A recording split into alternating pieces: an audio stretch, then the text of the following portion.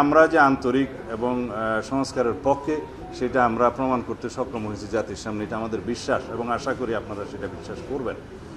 আমরা জাতির সামনে উন্মুক্তভাবে ডিবেটে অংশগ্রহণ করেছি, সেটা টেলিকাস্ট হয়েছে, ব্রডকাস্ট হয়েছে, সেটা দেখেছে। এখন এই সুপারিশগুলো বাস্তবায়নের জন্য আমাদেরকে জুলাই জাতীয় সনদ 2025 নামে একটা খসড়া ড্রাফট দেওয়া হয়েছিল।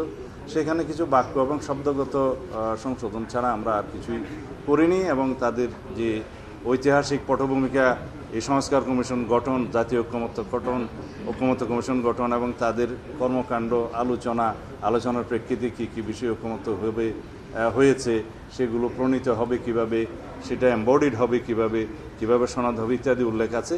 এবং অঙ্গীকার প্রতিশ্রুতি চেয়েছে সমস্ত রাজনৈতিক দলগুলোর কাছে 2-3টা দফা দিয়ে, যে এই সমস্ত প্রতিশ্রুতি, এই সমস্ত অঙ্গীকার 2 বছরের মধ্যে, জাতীয় সংসদ নির্বাচনের পরবর্তী 2 বছরের মধ্যে, তখন সেই প্রতিশ্রুতিগুলো, অঙ্গীকারগুলো বাস্তবায়নের জন্য একটা প্রতিশ্রুতি এবং অঙ্গীকার চেয়েছে।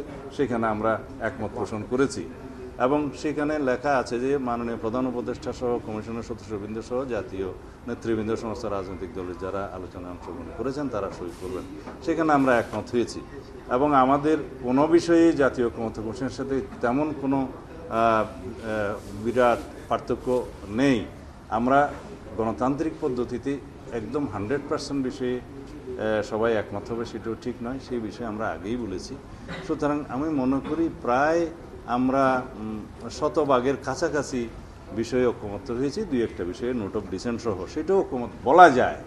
তা এখন এই বিষয়ে আমাদের কাছে পরিষ্কার যে কেউ কোনো রাজনৈতিক দল কিভাবে সেটা বাস্তবায়ন হবে সেই সব বিষয় নিয়ে সংশয় প্রকাশ করছে এবং সেই বিষয়ে আমি তাদের বিষয়ে কোনো রকমের মন্তব্য করতে চাই না, সমালোচনা করতে চাই না। তাদের গণতান্ত্রিক অধিকার আছে, তারা সেই রকম বক্তব্য দিতেই পারে।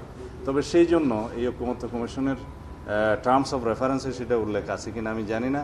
সেই বিষয়ে যদি পরে আরও আলোচনা করতে চাই, সেই আলোচনাতে আমরা অংশগ্রহণ করতে পারবো, অসুবিধা নেই।